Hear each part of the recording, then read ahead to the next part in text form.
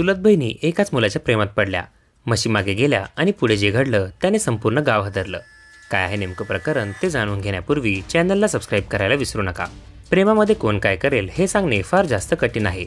अशीच एक अत्यंत धक्कादायक घटना घडली आहे. या घटनेनंतर परिसरात मोठी खळबळ निर्माण झाल्याचे बघायला मिळते. राजस्थानमधील केकडी येथे हैराण करणारी ही घटना आहे. हे सर्व प्रकरण प्रेम प्रकरणातून घडल्याचे उघडकीस आले आहे. दोन्ही चुलत बहिणी एकाच मुलाच्या प्रेमात पडल्या. एक बहीण दुसऱ्या बहिणीला आपल्या बॉयफ्रेंडपासून दूर राहण्यास सांगत होती. मात्र काही करून बहिणी आपल्या बॉयफ्रेंडपासून दूर राहत नसल्याचे एकमेकींच्या लक्षात आले. तरुणीने सांगितले की 15 ऑगस्टला आम्ही दोघी नेहमीप्रमाणे म्हशी चारण्यासाठी शेतात गेलो होतो.